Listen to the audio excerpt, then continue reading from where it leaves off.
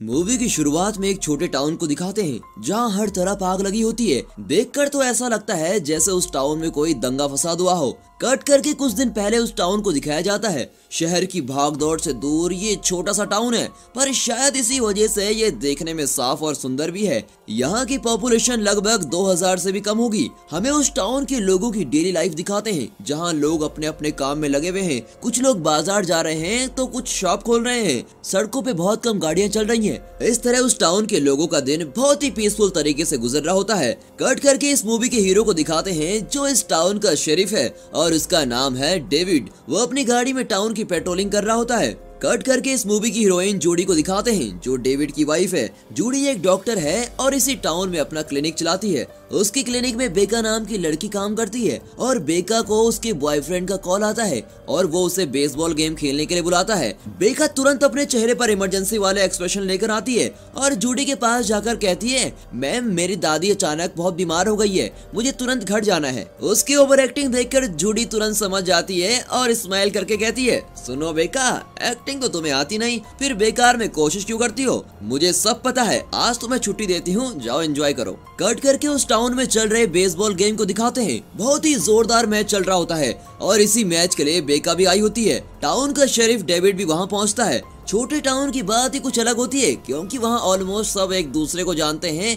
और इसीलिए डेविड को भी सब पहचानते हैं और वो भी लगभग सभी को जानता है। मैच बहुत ही सुपर्ब चल रहा होता है और डेविड अपने डेप्यूटी रसल से बातें करते हुए मैच को देख रहा होता है। मूवी की कहानी असल में यहीं से शुरू होती है। इस एक्साइटिंग मैच के बीच एक साइको जैसा दिखने वाला आदमी हाथ में गन लिए अचानक ग्राउंड के अंदर एंटर करता है। ये देखकर डेविड चौंक जाता है कि ये आदमी इस तरह गेम के बीच में क्यों आ रहा है। वहाँ के दूसरे लोग भी अब घबराने लगते हैं। मैच भी बीच में रुक जाता है। उस आदमी की बड़ी गन देखकर सभी टेंशन में हो जाते हैं। टाउन का शेरिफ होने के नाते डेविड ठंडे दिमाग से सोचता है कि इस सिचुएशन को बातचीत करके ही ठीक किया जा सकता है और वो उस आदमी को जानता भी है, इसीलिए वो उसके पास जाता है और कहता है, रॉरी तुम्हें दिखता नहीं यहाँ मैच चल रहा है यार, यहाँ गन के साथ क्यों आ रहे हो? डेविड ये भी जानता है कि रॉरी एक पियक्कड़ आदमी है। वो रॉरी से कहता है, यार रॉरी शराब पीकर तो तुम्हें कुछ लिहाज ही नहीं होता कि तुम कहाँ हो और क्या कर रहे हो, तुम पहले अपनी गन नीचे करो। पर रॉरी गन नीचे नहीं करता और वो देखने में भी बहुत ही वियर्ड लगता है। वो अपनी गन को देखता है और फिर डेविड को देखता है। ऑडियंस इन दोनों को देख रही होती है। इतने में रॉरी गन उठाकर डेविड पर गोली चलाने ही वाला होता है, लेकिन उसी वक्त डेविड अपनी हिफाजत के लिए उसे शूट कर देता है। अब डेविड थोड़ा गिल्टी फील करने लगता है क्योंकि रॉरी कोई डाकू या खूनी तो था नहीं, पर उसे शूट करने के सिवा उसके पास कोई रास्ता भी तो नहीं था क्योंकि रॉरी डेविड को ही नहीं वहाँ के और लोगों को भी शूट कर सकता था। इसलिए डेविड को गिल्टी फील करने की कोई जरूरत नहीं थी। और तभी उस स्टेडियम से जूम आउट किया जाता है और सैटेलाइट व्यू में उस स्टेडियम को और टाउन के बाकी हिस्सों को भी दिखाया जाता है। तभी स्क्रीन पर दिखाया जाता है कि उस टाउन की पॉपुलेशन लगभग 1200 है और फिर मूवी का टाइटल द क्रेजीज डाल के मूवी शुरू होती है। कट करके दिखाते हैं डेविड मुर्दाघर में शव प्रशिक्षण करने वाले डॉक्टर से कह रहा होता है, आप मुझे ठीक ठीक बताइए कि इसे क्या हुआ है, ये बिल्कुल पागलों की तरह बिहेव कर रहा है, लगता है इसने बहुत पी रखी थी। डॉक्टर कहता है, मुझे चेक करने के लिए थोड़ा टाइम तो दो, मैं तुम्हें सब बताता हूँ। कट करके दिखाते हैं कि मुर्दाघर के बाहर रॉरी की पत्नी और बेटा खड़े हैं और वे बहुत गुस्से में हैं। डेविड उनसे पूरी बात साफ साफ कह देता है कि देखिए उसने मुझे और दूसरों को शूट करने की कोशिश की थी, इसीलिए मैंने उस पर गोली चलाई। आप खुद भी जानती हैं कि ऐसे नशे में वो कुछ भी कर सकता था। डेविड ने अपनी और दूसरों की सुरक्षा के लिए ही गोली चलाई थी, पर फिर भी उनसे माफी मांगता है। इस पर रॉरी की पत्नी उसे खींचकर थप्पड़ मारती है और कहती है, रॉरी ने 2 साल से शराब को छुआ तक नहीं, खुद को बचाने के लिए तुम लोग कुछ भी कर सकते हो, तुम ये मत सोचना कि मैं चुप बैठूंगी। उसके आगे वो कुछ कह नहीं पाती। फिर वो और उसका बेटा रोते हुए वहां से चले जाते हैं। अब डेविड और भी गिल्टी फील करने लगता है और सोचता है कि ये औरत तो ठीक कह रही है कि रॉरी ने 2 साल से शराब को हाथ ही नहीं लगाया, कहीं मैंने कोई गलती तो नहीं कर दी। पर उसे रॉरी की पत्नी की बातों पर भी विश्वास नहीं होता। सच और झूठ के बीच के कंफ्यूजन में उसका दिमाग फिर जाता है। उस पर उसने पब्लिक में शूट किया होता है, इसलिए वो और भी घबराने लगता है। कट करके दिखाते हैं कि जूडी बेड में लेटी है। जूडी उठकर डेविड के पास जाती है और उसे दिलासा देती है कि तुमने कोई गलती नहीं की, तुमने सिर्फ अपनी ड्यूटी की है, गलती रॉरी की ही थी। उनकी बातों के बीच डेविड जूडी के पेट पर हाथ रखता है। आप बिल्कुल ठीक समझे, जूडी प्रेग्नेंट है। कट करके अगले दिन पुलिस स्टेशन में दिखाते हैं कि डेविड को मुर्दा घर से कॉल आता है। डॉक्टर कहता है कि मैंने अच्छी तरह एग्जामिन कर लिया है और रॉरी के शरीर में 1% भी अल्कोहल नहीं है। अब डेविड घबराने लगता है। उसकी समझ में नहीं आता कि रॉरी इतना वियर्ड क्यों बिहेव कर रहा था। ओ गॉड, लगता है मैंने ही जल्दबाजी कर दी। वो मेंटली बहुत डिस्टर्ब हो जाता है। फिर वो वहाँ से निकलकर उस स्टेडियम के अंदर जाता है जहाँ उस दिन वो बास्केटबॉल मैच हुआ था। अब वहाँ खड़ा होकर वो उस दिन की सारी बातें बार बार सोचने लगता है। वो सोचने लगता है कि उस दिन रॉरी हाथ में गन लेके क्यों आया था। तभी वो मुड़कर देखता है कि स्टेडियम का इंचार्ज वहाँ एक बेंच पर बैठा होता है और उस स्टेडियम को घूर रहा होता है। डेविड उसे आवाज देता है कि यार बैन, यहाँ क्यों बैठे हो, पर बैन के चेहरे पर कोई रिएक्शन नहीं होता। फिर वो पास जाकर फिर से उसे बैन बैन कहकर पुकारता है, पर बैन उसकी तरफ देखता भी नहीं और बहुत ही डिस्टर्ब लगता है। फिर कुछ देर बाद वो नॉर्मल हो जाता है। तब डेविड पूछता है, बैन तुम ठीक तो हो ना, तुम इस तरह घूरते हुए क्यों बैठे हो। पर बैन फिर भी ठीक से जवाब नहीं देता और कहता है, वो कुछ नहीं सर, कल रात में ठीक से सोया नहीं था इसलिए जरा टायर्ड हूँ। ऐसा कहकर वो वहाँ से चला जाता है। कट करके दिखाते हैं कि जूडी के क्लिनिक में भी रॉरी जैसी साइको केसेस आने लगते हैं जिसमें पेशेंट्स डिस्टर्ब दिखते हैं और उनके चेहरे पर सूनापन छाया होता है। वे किसी भी बात पर स्माइल तक नहीं करते। इन्हीं सिम्टम्स के साथ कई लोग वहाँ आते हैं। उन्हीं पेशेंट्स में से एक है बिली, जो जूडी की फ्रेंड डेबोरा का हस्बैंड है। जूडी उसे चेक करती है और उससे कुछ सवाल पूछती है। बिली इरिटेट हो जाता है और गुस्से में कहता है, तुम इतने सवाल क्यों कर रही हो, मैं बिल्कुल ठीक हूँ, तुम बस मुझे अकेला छोड़ दो और यहाँ से निकल जाओ।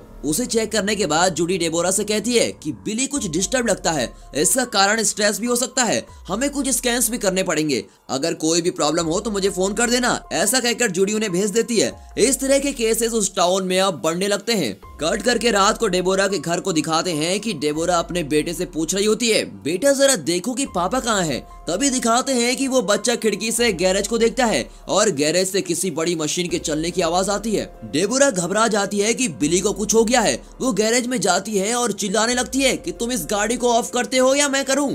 लेकिन जब वो अंदर जाती है तो गाड़ी में कोई नहीं होता। थोड़ी देर में घर से उसके बेटे की चीखें सुनाई देती है और ये सुनकर वो घबरा जाती है और घर के अंदर बढ़ने लगती है। घर के अंदर उसका बेटा यहाँ वहाँ भाग रहा होता है और बहुत ही डरा हुआ लगता है। डर के मारे वो एक जगह छुप जाता है। डेबोरा पूछती है, बेटा क्या हुआ। वो रोते हुए कहता है, मम्मी पापा के हाथ में चाकू है और वो मुझे अटैक करने की कोशिश कर रहे हैं। तभी डेबोरा देखती है कि बिली सच में साइको की तरह चाकू लिए उसके पीछे बढ़ रहा है। अब डेबोरा झट से दरवाजे को लॉक कर देती है। बिली को इस बात का पता चल जाता है और वो दरवाजे को बाहर से भी लॉक कर देता है। डेबोरा अंदर से चिल्ला रही होती है कि प्लीज दरवाजा खोलो, तुम पागलों की तरह क्यों बिहेव कर रहे हो। इसी बीच बिली घर के चारों ओर पेट्रोल डालता है और पूरे घर को जला देता है। डेबोरा और उसके बेटे घर के अंदर ही फंस जाते हैं। बढ़ती हुई आग के कारण दोनों बुरी तरह से जलकर राख हो जाते हैं। अब डेविड को इस बात की सूचना मिलती है और वो जूडी को लेकर अपनी गाड़ी में वहां पहुंचता है और तब सुबह होने लगती है। वो वहां पूछताछ करता है तो पता चलता है कि घर के अंदर डेबोरा और उसका बेटा जलकर मर गए हैं। वहां के लोग बताते हैं कि बिली बाहर ही खड़ा था और उसके हाथ में पेट्रोल का कैन भी था। ये सुनकर जूडी जोर से रोने लगती है और बिली पर चिल्लाने लगती है कि ये क्या किया तुमने, उन दोनों को तुम ही ने मारा है ना। इतने में डेविड उसे बिली से दूर ले जाता है। पर शॉकिंग बात तो ये होती है कि बिली वहां बैठा आराम से मस्त सीटी बजा रहा होता है। इस तरह हद पार कर देने वाले साइको एटीट्यूड को देखकर हमारा दिल घबराने लगता है। ऐसे कई लोगों को इस मूवी में दिखाते हैं। कट करके अगली सुबह टाउन की एक दलदल जगह को दिखाते हैं जहां टाउन के कुछ लोग शिकार करने जाते हैं। उस दिन भी वहां 3 लोग गन लिए घूम रहे होते हैं। तभी वे वहां एक पैरासूट देखते हैं और हैरान हो जाते हैं कि अरे अपने टाउन में पैरासूट कहां से आ गया। वे पैरासूट की रस्सी खींचते हैं और उसके साथ एक पायलट की लाश भी बाहर आ जाती है। उसका चेहरा बुरी तरह से सड़ चुका होता है और वो लगभग एक ज़ॉम्बी की तरह ही दिखता है। उसे देखकर वे लोग डर जाते हैं और तुरंत पुलिस को कॉल करते हैं। डेविड वहां पहुंच जाता है और उसके साथ वो शव प्रशिक्षण करने वाला डॉक्टर भी आता है। डॉक्टर कहता है कि ये लाश यहाँ लगभग 1 हफ्ते से पड़ी हुई है, पर मैं चेक करता हूँ और ठीक से बताने की कोशिश करूंगा। तब डेविड रसल से कहता है कि अगर ये पायलट है तो इसका प्लेन कहाँ है, शायद यहाँ आसपास ही गिरा होगा। उस दलदल के पास एक छोटी सी नदी होती है। प्लेन को ढूंढने के लिए डेविड एक बोट मंगवाता है और फिर वो और रसल बोट में पूरी जगह को छान मारते हैं। तभी अचानक एक जगह पर डेविड बोट रोकने को कहता है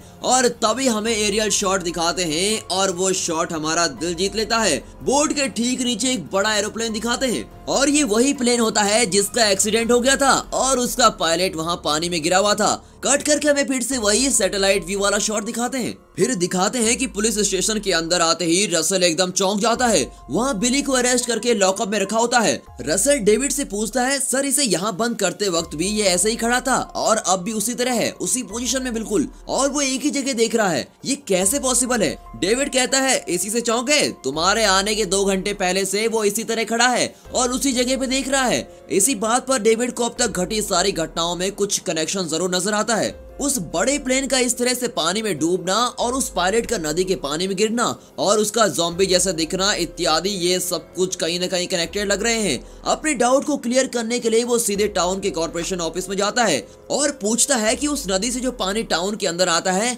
वो पहले किसके घर से होकर बाकियों के घर में जाता है। वहाँ का ऑफिसर बताता है कि पहला घर रॉरी का है जिसे आपने गोली मारी थी। इस पर डेविड का शक यकीन में बदल जाता है कि जरूर पानी में ही कुछ गड़बड़ी है। फिर वो झट से टाउन के मेयर से मिलने जाता है और मेयर से कहता है कि नदी के पानी को टाउन के अंदर आने से तुरंत रोकना होगा ताकि टाउन के लोग वो पानी ना पिए। मेयर बिगड़कर कहता है, तुम मजाक तो नहीं कर रहे? हमारा टाउन अभी अभी तो विकास की ओर जा रहा है और तुम इस वक्त पानी रोकने की बात कर रहे हो। एक दिन नदी का पानी रोक दिया तो जानते हो कितना नुकसान होगा। मुझे तो लगता है प्रॉब्लम पानी में नहीं तुम्हारे दिमाग में है। पहले जाके ठीक से इन्वेस्टिगेट करो कि असली प्रॉब्लम क्या है। मैं पानी बंद नहीं करने वाला। उसका गैर जिम्मेदार जवाब सुनकर डेविड समझ जाता है कि ये आदमी कुछ नहीं करने वाला, इस प्रॉब्लम को तो मुझे ही सॉल्व करना पड़ेगा। ऐसा सोचकर वो वहाँ से तुरंत निकलता है और पानी सप्लाई होने वाली जगह पर पहुंचकर मेन पाइपलाइन का वेल्व बंद कर देता है। इतना ही नहीं, वो वेल्व का हैंडल तोड़कर उसे अपने साथ लेके जाता है। अब उस पाइपलाइन को कोई नहीं खोल सकेगा। वेल्व का हैंडल लेकर वो स्टेशन में वापस जाता है और आगे का प्लान सोचने लगता है। तभी रसेल लॉकअप में बंद बिली को देखता है और डेविड से कहता है कि सर, लगता है ये आदमी मर गया है। ये कहकर वो लॉकअप का गेट खोलने जाता है पर डेविड उसे रोकता है और खुद बिली के पास जाता है। वे दोनों देखते हैं कि बिली के मुंह से खून निकल रहा होता है और वो लाश की तरह पड़ा हुआ है। पर जब ये लोग पास जाते हैं तो वो अचानक उठकर ज़ॉम्बी की तरह इन्हें काटने की कोशिश करता है। दोनों चौंक जाते हैं कि ये क्या हो रहा है। डेविड सोच रहा होता है कि बिली को सुबह ही कहीं और ट्रांसफर कर देना चाहिए था। फिर वो किसी को फोन करने लगता है पर कॉल कनेक्ट ही नहीं होता और वहाँ इंटरनेट कनेक्टिविटी भी बहुत कमजोर होती है। फिर वो अपना मोबाइल लेकर बाहर जाता है और वहाँ भी सिग्नल नहीं मिलता। ये सब उसे बहुत वियर्ड लगता है। फिर वो स्टेशन से बाहर सड़क पर चलने लगता है तो देखता है कि पूरा टाउन खाली होता है, एक भी इंसान नजर नहीं आता। ये दृश्य देखकर तो डेविड बिल्कुल फ्रीज हो जाता है और उसके कुछ भी समझ में नहीं आता कि आखिर इस टाउन के लोग गए कहाँ। सोचते सोचते वो आसपास देखने लगता है और तभी कोई उसकी फोटो खींचता है। डेविड देखता है कि वहाँ से एक गाड़ी तेजी से गुजरती है। तभी अचानक पास के मुर्दा घर से एक आवाज आती है और उसी के पास एक कब्रिस्तान भी होता है। डेविड मुर्दा घर के अंदर जाता है और वहाँ की हर लाश को चेक करता है। वो देखता है कि वहाँ एक जिंदा आदमी को रखा होता है और उसकी आंखों और मुंह को सील दिया है और वो डेविड की पहचान का आदमी होता है। उसकी हालत देखकर डेविड घबरा जाता है और उसकी मदद करने के लिए वो उसके मुंह की सिलाई काट देता है। तभी वो आदमी चिल्लाता है कि तुम्हारे पीछे देखो। डेविड मुड़कर देखता है तो वहाँ का डॉक्टर भी साइको बन गया होता है। एक रोटेटिंग ब्लेड वाली मशीन से वो डेविड को काटने की कोशिश करता है। डेविड भी उसे रोकने की बहुत कोशिश करता है और आखिर में उसके मुंह पर एक पावरफुल पंच मारता है। इतने में वो डॉक्टर मशीन को खुद पर चलाता है और वहीं मर जाता है। पर वो मशीन चल रही होती है और ब्लेड सीधे डेविड के पैरों के बीच आने लगती है। शायद डेविड की किस्मत अच्छी थी कि मशीन आयन वक्त पर बंद हो जाती है, वरना डेविड की तो मेन पॉइंट पर ही ड्रिलिंग हो जाती है। एक्चुअली रसेल ने उस मशीन के वायर पर पैर रखकर उसे आगे आने से रोका था और इस तरह वो डेविड को बचाता है। डेविड रसेल से कहता है, यार इस टाउन में सब कुछ गड़बड़ चल रहा है, यहाँ से जल्दी बाहर निकलना होगा वरना हम लोगों का भी यही हाल होने वाला है। ऐसा कहकर वो सीधे अपने घर जाता है और जल्दी जल्दी जूडी के कपड़े पैक करने लगता है। वो जूडी से कहता है, तुम्हारा अब यहाँ रहना बिल्कुल भी सेफ नहीं, तुम अभी अपने मायके चली जाओ। जूडी कहती है, पर तुम यहाँ रहकर क्या करोगे? डेविड कहता है, मैं इस टाउन का शेरिफ हूँ और यहाँ के लोगों को छोड़कर मैं अकेले नहीं जा सकता। इस पर जोडी कहती है, तो मैं भी तो एक डॉक्टर हूँ और यहाँ के लोगों को बचाना मेरा फर्ज है।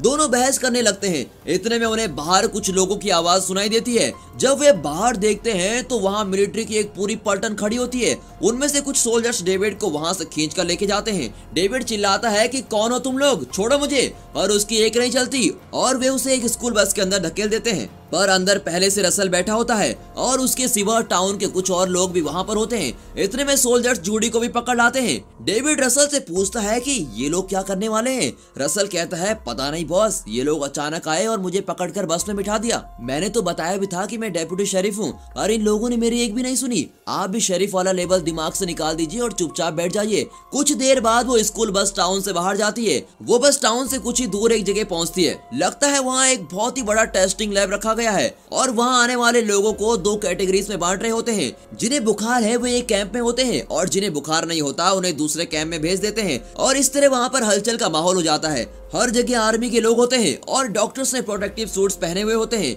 ये देखकर तो हमें लगता है कि ये 2010 की मूवी नहीं बल्कि कोरोना सेकेंड वेव की रियलिटी है। इस हलचल के बीच जूडी को चेक किया जाता है। डेविड कह रहा होता है कि वो एक शेरिफ है और जूडी एक डॉक्टर। इतने में पता चलता है कि जूडी को बुखार है और उसे कुछ लोग एक और खींच कर लेके जाते हैं। डेविड को बुखार नहीं होता और उसे दूसरी ओर खींच कर लेके जाते हैं। अब डेविड खुद को छुड़ाने की बहुत कोशिश करता है, पर आखिर में वे लोग उसे एक मुक्का मारते हैं और वो बेहोश हो जाता है। फिर जूडी को एक जगह लेके जाते हैं और उसे एक स्ट्रेचर से बांध देते हैं। रास्ते में जूडी देखती है कि वहाँ के कमरों में भी कई लोग इसी तरह बंद कर रखे हुए हैं। वे सब साइको हैं और लहूलुहान हालत में बहुत डरावने दिख रहे होते हैं। आखिर में जूडी को एक हॉल में लेके जाते हैं जहाँ और भी कुछ लोग स्ट्रेचर पर पड़े हुए हैं। जूडी चिल्लाती है कि मुझे छोड़ दो, मैं प्रेग्नेंट हूँ, पर उसकी बातों का उन लोगों पर कोई असर नहीं होता। वे जूडी को वहाँ छोड़ देते हैं। कट करके डेविड को दिखाते हैं जो अब एक बस में है और होश में आ जाता है। उसे दूसरे कैंप में लाया गया होता है। वो चौंक जाता है कि ये मुझे कहाँ लेके आ गए हैं। रसेल भी वहाँ नहीं होता।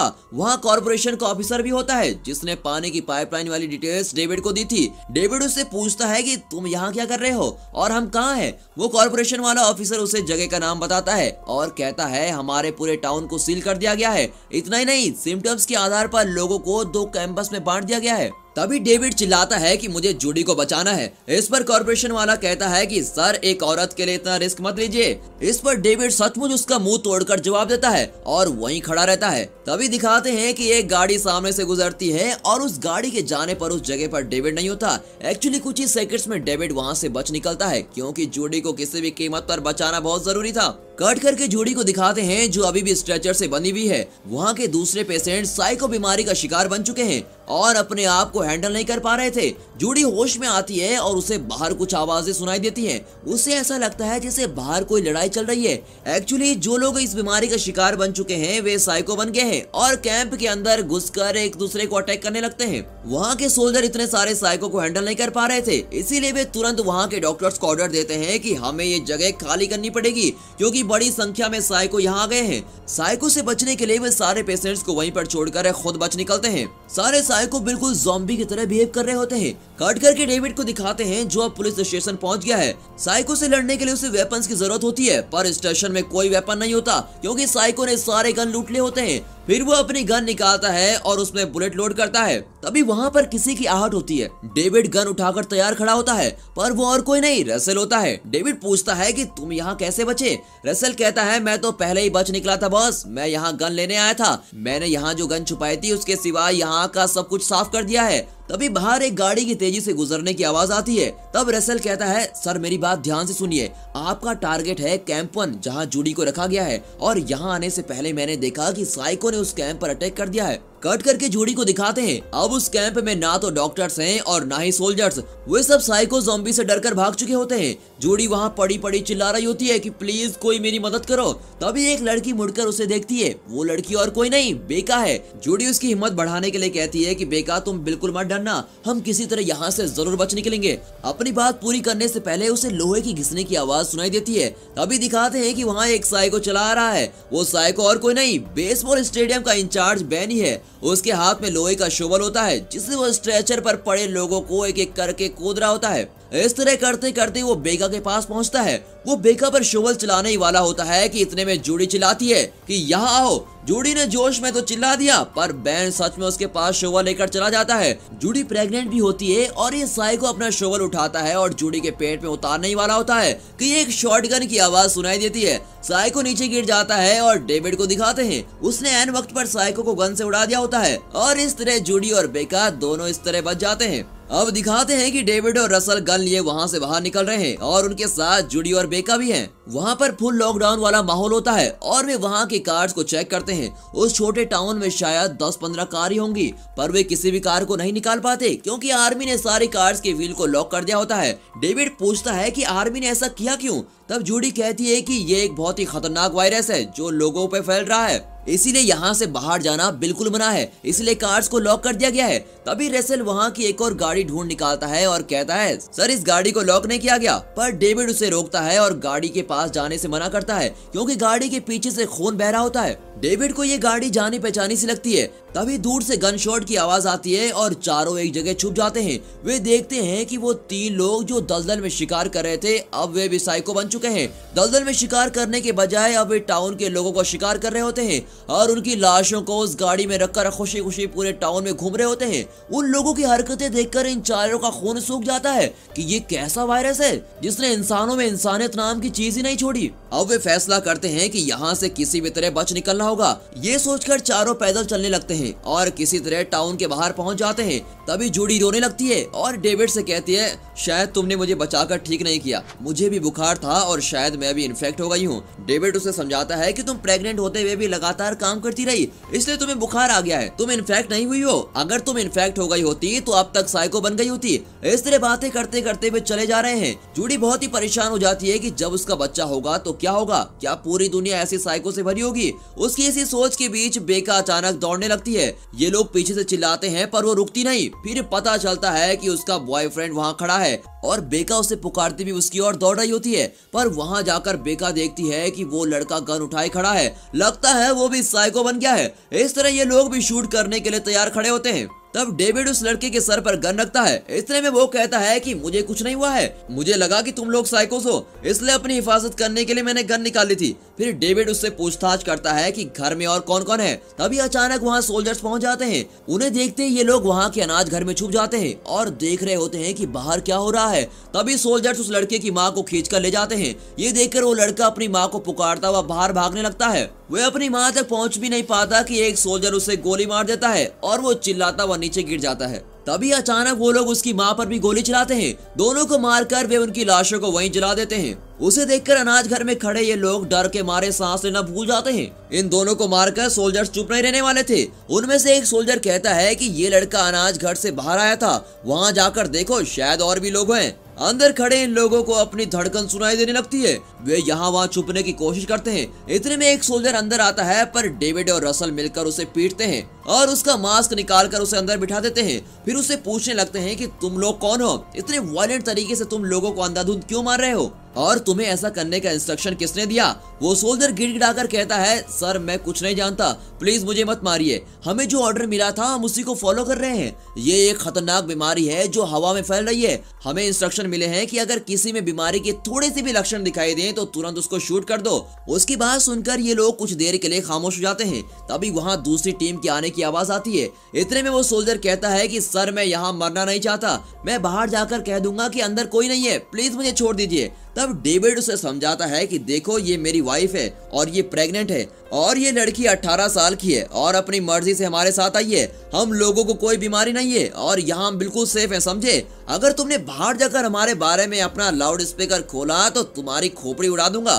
तभी वहाँ एक सोल्जर आ रहा होता है। ये अंदर वाला सोल्जर खुद उसके पास जाता है और कहता है कि सर मैंने पूरी जगह छान मार लिया, कोई अंदर नहीं है। ऐसा कहकर वो उस दूसरे सोल्जर को वहाँ से बाहर लेके जाता है। इस तरह ये चारों यहाँ पर बच जाते हैं। कट करके दिखाते हैं कि सुबह हो गई है और ये लोग सुनसान रास्ते पर चल रहे होते हैं। चलते चलते भी डेविड और जूडी के घर पहुंचते हैं। घर देखकर तो ऐसा लगता है जैसे वहाँ कोई घमासान युद्ध हुआ हो। बाहर डेविड की कार जल रही होती है। जूडी रोने लगती है और कहती है हमने इस घर के बारे में कितने सपने देखे थे, इस तरह सब कुछ चूर चूर हो गया। पर डेविड उसे संभालते हुए कहता है कि सपने तो हमेशा हमारे साथ ही रहेंगे, बस ये जगह नहीं रहेगी, तुम इतना मत सोचा करो। सपनों से ज्यादा प्यारी हमारी जिंदगी है, हमें पहले यहाँ से निकलना होगा, इसीलिए तुम हमारे कपड़े और जरूरत की चीजें ले लो। इतने में रसल डेविड की कार चेक करता है जिसके टायर नहीं होते। वो टायर को ढूंढकर कार को तैयार कर रहा होता है। फिर जूडी अपने कमरे से अपने और डेविड के कपड़े निकाल लेती है। उसने बड़े प्यार से बच्चे के लिए क्रेडल खरीदा था, वो उसे भी पैक कर लेती है। एक्चुअली वो क्रेडल लेने ही वहाँ आई होती है। कट करके डेविड को दिखाते हैं जो अपनी गन तैयार कर रहा होता है। तभी उस पर से क्रैडल के हिलने की आवाज आती है। डेविड को टेंशन हो जाती है। ओह गॉड, लगता है जूडी क्रैडल को देखकर फिर से रोने लगी है। उसे देखने के लिए वो ऊपर जाकर कमरे का दरवाजा खोलता है, पर वहाँ क्रैडल के पास जूडी नहीं होती। फिर वो देखता है कि पास की कुर्सी से जूडी को बांध दिया गया है और उसके मुंह पर पट्टी भी बंधी होती है। इस तरफ डेविड पर कोई जोर से मारता है और उसकी गन नीचे गिर जाती है। उसे बुरी तरह से मार पड़ रही होती है। वो नीचे गिरे हुए गन को उठाने की कोशिश करता है, पर उसी वक्त उसके हाथ पर कोई चाकू घोंप देता है। फिर दिखाते हैं कि एक औरत नीचे गिरी हुई गन उठाती है। वो औरत और कोई नहीं, रॉरी की पत्नी है। वो और उसका बेटा साइको बन गए होते हैं और वो रॉरी की मौत का बदला लेने आए होते हैं। डेविड उसके पैरों पर गिर जाता है और विनती करता है, तुम्हारे पति को मैंने शूट किया था, तुम उसकी सजा मुझे दे सकती हो, प्लीज मुझे शूट कर दो और जूडी को छोड़ दो। वो औरत नहीं मानती और शूट करने के लिए गन उठाती है, पर इतने में डेविड उसके हाथ से गन नीचे गिरा देता है। फिर वो अपना हाथ उठाता है जिसमें चाकू अभी भी लगा हुआ है और वही चाकू उस औरत की गर्दन के अंदर उतार देता है। इसके बाद का दृश्य तो आप ना ही देखें तो अच्छा होगा। इतनी वायलेंस के बीच रॉरी का बेटा गन उठाता है और डेविड को शूट करने वाला होता है, पर तभी उसकी छाती में एक बुलेट लगती है। फिर दिखाते हैं कि वो बुलेट नीचे खड़े रसेल ने चलाई थी। फिर बेका और रसेल ऊपर आकर जूडी और डेविड को बचाते हैं, पर तभी रसेल उन दोनों लाशों को देखता है और फिर से 2-3 बार उन पर गोली चलाता है। ये लोग चौंक जाते हैं कि रसेल ऐसा क्यों कर रहा है। तब रसेल कहता है कि जस्ट चेकिंग यार, मैं कंफर्म कर लेना चाहता हूँ कि ये दोनों पूरी तरह से मर गए हैं।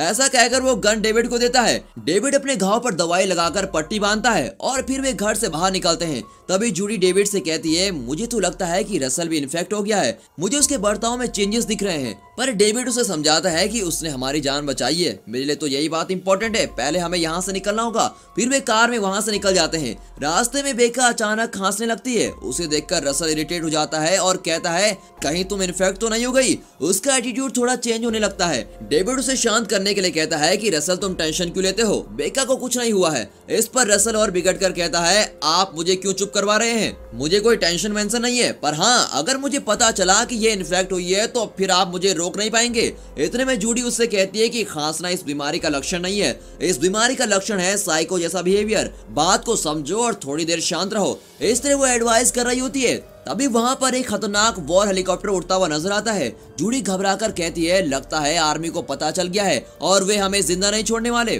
तभी डेविड कहता है कि वहाँ एक पेट्रोल बंक है और पास ही कार वॉश भी है। तभी उसे एक आइडिया आता है और वो कार को सीधे कार वॉश वाली जगह पे लेके जाता है और सडन ब्रेक मारता है। फिर कुछ देर में हेलीकॉप्टर की आवाज बंद हो जाती है। सबको तसल्ली हो जाती है कि किसी तरह आर्मी से बच गए। तभी बेका खूब चिल्लाती है कि मैंने इस तरफ एक आदमी को भागते देखा। इतने में कार वॉश वाली मशीन चालू हो जाती है और कार उसके अंदर फंस जाती है।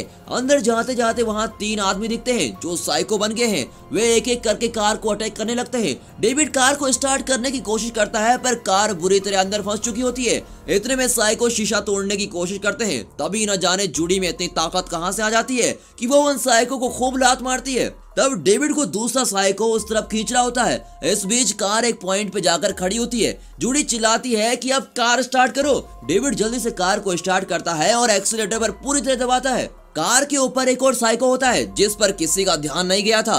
वो एक रस्सी का फंदा बेका के गले में डाल देता है। देखते देखते बेका कार के बाहर उस फंदे में लटक जाती है। जूडी चिल्लाती हुई कार से उतरती है और बेका को बचाने की कोशिश करती है, पर वहाँ 3 साइको आ जाते हैं। उन तीनों को खत्म करके वो बेका को चेक करते हैं, पर बहुत फोर्स के साथ खींचे जाने से उसकी गर्दन टूट गई होती है और इसी से वो मर गई होती है। जूडी से उसकी हालत देखी नहीं जाती और वो फूट कर रोने लगती है। तभी हेलीकॉप्टर की आवाज फिर से आने लगती है। हेलीकॉप्टर वहां आकर डेविड की कार पर बॉम्ब गिराकर चला जाता है। आर्मी का आइडिया ये होता है कि उस टाउन से कोई भी बाहर नहीं जाना चाहिए। अब तीनों धीरे धीरे धूप में चले जा रहे हैं। उन्हें प्यास तो लगती है, पर पानी कहां से लाते। तभी वे देखते हैं कि सड़क पर रसेल की कार खड़ी होती है। रसेल कहता है कि ये रही मेरी कार, मुझे यहीं से आर्मी ने अरेस्ट किया था, पर कार में भी पानी नहीं होता। तभी उस तरफ एक कार तेजी से आ रही होती है। डेविड गन दिखाकर उस कार को रोकने की कोशिश करता है और सोचता है कि यही हमारा लास्ट चांस है, इसे छोड़ दिया तो हमारे बचने का कोई चांस नहीं होगा। वो कार देखने में किसी गवर्नमेंट ऑफिसर की कार लगती है। डेविड सिर्फ डराने के लिए गन दिखा रहा होता है, पर इतने में रसेल का वॉयलेट दिमाग कुछ सोचने लगता है और वो अपनी कार से व्हील स्पाइक जैसा कुछ निकालकर उस कार के रास्ते में फेंक देता है। वो व्हील स्पाइक्स टायर को पंचर करने के लिए यूज की जाती है। वो कार तेजी से आ रही होती है और व्हील स्पाइक्स पर लगकर उलटफेर होकर सड़क की दूसरी तरफ गिर जाती है। डेविड अपना गुस्सा कंट्रोल नहीं कर पाता और रसेल पर चिल्लाता है कि अरे पागल कहीं के, तुझे दिमाग नहीं है क्या। फिर वे दोनों कार के पास जाकर चेक करते हैं। तभी वो ऑफिसर कार से बड़ी मुश्किल से बाहर निकलता है। रसल तुरंत ही उसे शूट कर देना चाहता है। डेविड उसे रोकता है और कहता है हर वक्त शूट करने का मूड में क्यों रहते हो, मुझे उससे बात करनी है कहकर डेविड उस ऑफिसर के पास जाता है और उसके मुंह पर एक मुक्का मारकर उससे पूछता है कि ये तुम लोगों ने इस टाउन में क्या कर रखा है, उस डूबे हुए एरोप्लेन में ऐसा किया था जिसने मेरे टाउन के लोगों की जिंदगी बर्बाद करके रख दी है। तब वो ऑफिसर सारा सच बताता है। वो किसी वायरस का नाम लेता है और कहता है कि हम उस वायरस को रिसर्च के लिए एक जगह से दूसरी जगह पर ले जा रहे थे। उस वायरस का नाम सुनते ही जूडी का खून खौलने लगता है और वो उस आदमी पर चिल्लाने लगती है कि तुम लोगों का दिमाग काम नहीं करता है क्या कहीं, वो वायरस एक बायोलॉजिकल वेपन है। वो आदमी कहता है मैं जानता हूँ, हमने सुरक्षा का पूरा ध्यान रखा था और उसे एक जगह से दूसरी जगह ले जा रहे थे, पर अचानक ये हादसा हो गया जो हमने बिल्कुल भी एक्सपेक्ट नहीं किया था।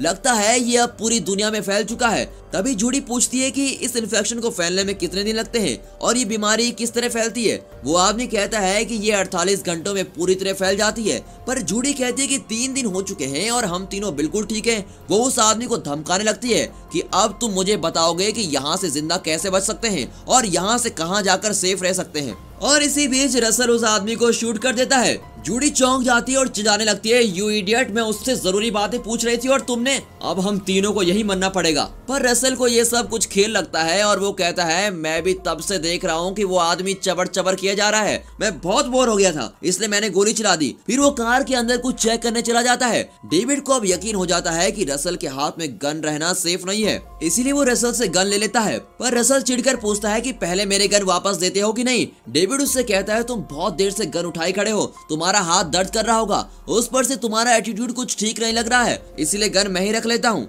अब ये सुनकर रसल और भी टेंशन में आ जाता है। और टेंशन क्यों नहीं होगा, वो साइको जो बन गया है। वो डेविड की गन निकालता है और दोनों को गन दिखाकर कहता है अगर ज्यादा होशियार बनने की कोशिश की तो दोनों को गोली से उड़ा दूंगा। मैं तुम्हें रिस्पेक्ट देता हूँ, इसका मतलब ये नहीं तुम मेरे सर पे चढ़कर घुड़सवारी करोगे। और ये भी सुन लो, अब इस टाउन का शरीफ तुम नहीं मैं हूँ, अगर अपनी जान प्यारी हो तो मेरे ऑर्डर्स फॉलो करो। इस तरह गन पॉइंट पर धमकाकर वो उनके पीछे पीछे चल रहा होता है। वो बिल्कुल ही साइको बन गया होता है। अब वो बड़बड़ा रहा होता है कि ये भी कोई गन है, इतना भारी गन कोई कैसे उठाए। ऐसा कहकर वो गन को हल्का करने के लिए उसे हवा में गोली चलाता है और सारे बुलेट्स हवा में खत्म कर देता है। इतना ही नहीं, बाद में वो उस बड़ी गन को फेंक देता है और अपनी छोटी गन उठा लेता है। डेविड बहुत मुश्किल से अपना गुस्सा कंट्रोल कर रहा होता है, पर कुछ देर में उसका गुस्सा परम सीमा तक पहुंच जाता है और वो अब रसल से बात करने के लिए उसके आगे जाकर खड़ा हो जाता है। रसल उसे वार्न करता है कि मैं गोली चला दूंगा, तुम दूर चले जाओ। डेविड जरा भी नहीं डरता और कहता है तुमने आईने में अपना चेहरा देखा है कभी? देखने में तो दूध पीते बच्चे लगते हो और मुझे शूट करने चले हो। पहले गन नीचे करो वरना मेरा गुस्सा तो तुम जानते ही हो, मुझे तुमसे बात करनी है। जब वो नहीं मानता तो डेविड उसे इरिटेट करने की कोशिश करता है और कहता है अगर मर्द के बच्चे हो तो गन फेंककर दंगल के लिए तैयार हो जाओ, बोलो तैयार हो। रसल अपनी गन फेंककर उसके साथ लड़ने के लिए तैयार हो जाता है। तभी डेविड उसके मुंह पर कस के पंच मारता है और वो नीचे गिर जाता है। फिर डेविड उसकी गन उठा लेता है और कहता है मैं चाहूँ तो तुम्हें यहीं पर शूट कर सकता हूँ, पर तुम्हारा मासूम चेहरा देखकर मेरा दिल नहीं मानता। फिर डेविड वहाँ से कार की ओर जाने लगता है। तभी रसल उठकर पूछता है कि मैं सच में बदल गया हूँ ना, मैं इन्फेक्ट हो गया हूँ ना, मैं तो जैसे तैसे मरने ही वाला हूँ, तब तक क्या तुम्हारे साथ चल सकता हूँ। साइको होने के बावजूद वो डेविड की फ्रेंडशिप को नहीं भूलता और उसे उतनी ही रिस्पेक्ट देता है। ये मूवी का बहुत ही टचिंग और इमोशनल सीन होता है। हमें अब रसल से नफरत नहीं होती बल्कि उसके ऊपर दया आने लगती है। डेविड भी उसे छोड़कर नहीं जाना चाहता था और कहता है कि मेरे साथ चल यार, आगे जो भी होगा देख लेंगे। फिर वे तीनों उस टाउन के बॉर्डर पर पहुंच जाते हैं, पर वो जगह सोल्जर से भरी पड़ी है। तभी रसल एक आइडिया देता है कि सर अगर हम इस तरफ से सीधे चले जाते हैं तो हाईवे के दूसरी ओर पहुंच जाएंगे, वहां से हम आसानी से बॉर्डर क्रॉस कर सकते हैं। तब उसके चेहरे पर एक छोटी सी स्माइल नजर आती है और वो कहता है पर सर इन लोगों की नजर से बचकर वहाँ जाना मुश्किल होगा, मैं तो किसी भी तरह मरने वाला हूँ, पर उससे पहले मैं जाकर उन्हें डिस्ट्रैक्ट करता हूँ। आप किसी भी तरह अपनी वाइफ और बच्चे को बचा लीजिए। डेविड को इस तरह उसे मारने के लिए छोड़ देना अजीब लगता है। तब रसल कहता है सर आप मेरा विश्वास कीजिए और मुझे सिर्फ अपनी गन दे दीजिए। डेविड को लेकिन थोड़ा डर भी लगने लगता है, फिर भी वो अपनी गन दे देता है। उस सीन में तो ऐसा लगता है कि अगले ही सेकंड वो डेविड पर गोली चलाने वाला है, पर रसल ऐसा नहीं करता और सीधे मिलिट्री के पास जाकर उन्हें डिस्ट्रैक्ट करने की कोशिश करता है। वे लोग रसल को देखते ही शूट कर देते हैं और उनका पूरा ध्यान रसल पर ही होता है। इस मौके का फायदा उठाकर डेविड और जूडी वहाँ से भाग निकलते हैं और दूसरे टाउन पहुँच जाते हैं। जूडी रसल के बारे में सोचकर रो रही होती है, पर उस टाउन के अंदर जाकर उन्हें दूसरा शौक लगता है। वहाँ पर भी किसी इंसान का नामो निशान नहीं होता।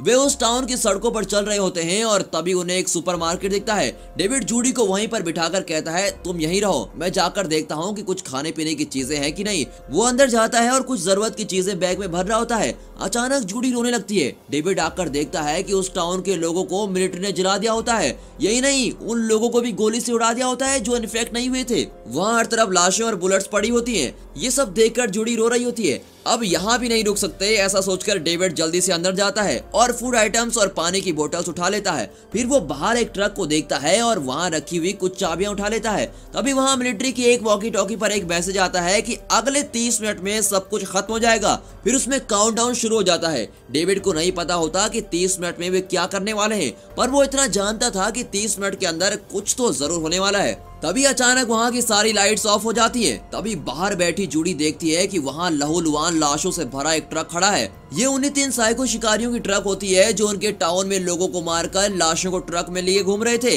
लगता है वे भी बॉर्डर के इस तरफ आ गए हैं और उन लोगों ने इस टाउन में भी अपना शिकार शुरू कर दिया है। इस वक्त वे तीनों भी उसी सुपरमार्केट के अंदर होते हैं। जूडी वहीं एक जगह पर छुप जाती है और डेविड भी अंदर छुप जाता है। दोनों ही उस जगह से बचने की कोशिश कर रहे होते हैं, पर वे जहाँ भी जाते हैं वहाँ लाशें पड़ी होती हैं और वो तीनों साइको चाकू लिए वहीं घूम रहे होते हैं। तभी लिफ्ट की आवाज को सुनकर एक साइको आ जाता है, पर जूडी का तेज ब्रेन उसी वक्त आइडिया देता है और वो वहाँ पड़ी लाशों के बीच लेटकर लाश बन जाती है। साइको वहाँ चेक करके चला जाता है। तभी अचानक कोई उसका मुंह बंद करता है। वो साइको नहीं, डेविड होता है। वो जल्दी से जूडी को वहाँ से ले जाता है और कहता है हमें जल्दी से निकलना होगा, हमारे पास इन साइको से निपटने का टाइम नहीं है, यहाँ इनसे भी भयंकर कुछ होने वाला है। दोनों सीधे ट्रक के पास जाते हैं। डेविड सुपरमार्केट से निकाली गई सारी चाबियां लगाकर देखता है, पर एक भी उस ट्रक की नहीं होती। डेविड अब घबराने लगता है। उसकी गन जूडी के पास होती है। वो डेविड को शांत करने की कोशिश करती है और कहती है तुम प्लीज टेंशन मत लो, तुम्हें इस तरह देखकर मुझे भी टेंशन होने लगती है, इस सीन को देखकर हमें भी टेंशन होने लगती है।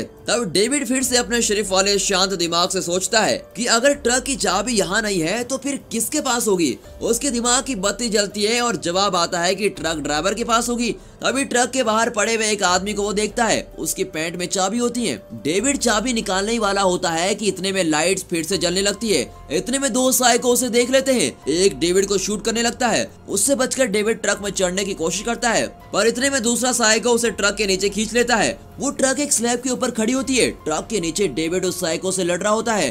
जूडी ट्रक के अंदर ही होती है और उससे अटैक करने के लिए दूसरा साइको दरवाजा खोलता है। डेविड की गन जूडी के पास होती है और उससे वो साइको पर गोली चला देती है। अब ट्रक के नीचे लड़ाई चल रही होती है। डेविड ने सुपरमार्केट से एक सिगरेट लाइटर उठाया होता है। उस साइको से लड़ते लड़ते वो नीचे से एक बड़ा ऑयल कैन उठाता है और उस साइको को उस तेल से नहला देता है। फिर वो अपने लाइटर से उस साइको को जला देता है। उसे जलता हुआ छोड़कर वो बाहर आता है और फिर वो और जूडी ट्रक में वहाँ से बाहर जाते हैं। डेविड बहुत ही तेजी से ट्रक चला रहा होता है। जूडी पूछती है कि यहाँ क्या होने वाला है, तुम बताते क्यों नहीं। डेविड कहता है कि एक्चुअली मैं भी नहीं जानता, ये लोग कोई बड़ी दुर्घटना का काउंटडाउन कर रहे हैं, जल्दी कुछ बहुत बुरा होने वाला है, तुम पीछे देखती रहो, बस पीछे देखती रहो। वो इस तरह लगातार कह रहा होता है।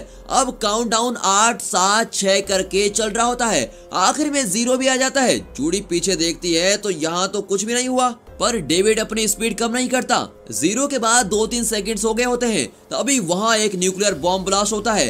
एक्चुअली मिलिट्री ने जूडी और डेविड के टाउन के आसपास 3 टाउन को खाली कर दिया होता है और 3 टाउन के सभी लोगों को उन्होंने जला दिया होता है ताकि वो खतरनाक वायरस फैलकर पूरी दुनिया में पैंडेमिक न बन जाए। और उस वायरस को पूरी तरह से मिटाने के लिए मिलिट्री ने उन तीनों टाउन में न्यूक्लियर बॉम्ब डाल दिया होता है। अगर जूडी और डेविड उस जगह से निकलने में कुछ सेकंड्स भी देर कर देते तो उस न्यूक्लियर बॉम्ब में ब्लास्ट हो जाते। फिर दिखाते हैं कि उस ब्लास्ट से वहाँ की धरती हिलने लगती है और उनकी ट्रक भी उस इम्पैक्ट की वजह से लुढ़क जाती है। कुछ देर बाद सुबह हो जाती है। तब हमें दिखाते हैं कि जूडी और डेविड ट्रक से बाहर निकल रहे होते हैं। बाहर निकलकर वे अपने फूड सप्लाईज के बैग पहनकर सड़क पर चलने लगते हैं। लगता है वे कई दिन इसी तरह पैदल चले थे। कट करके कुछ दिनों के बाद दृश्य दिखाया जाता है। दोनों ने नए कपड़े पहने होते हैं और वे शहर की ओर जा रहे होते हैं। इस लॉन्ग शॉट के बाद हमें ये दिखाते हैं कि इन दोनों को जाते हुए कोई सैटेलाइट व्यू में देख रहा होता है। इस ड्रावनी फीलिंग्स के साथ ये मूवी यहाँ पर खत्म होती है। अगर आप पूछ रहे हैं कि क्या ये दोनों बच गए, तो जवाब है हाँ बच गए। पर इससे डरावनी बात और क्या हो सकती है कि आपको कोई हर पल देख रहा है और आपकी सारी मूवमेंट्स ट्रैक कर रहा होता है।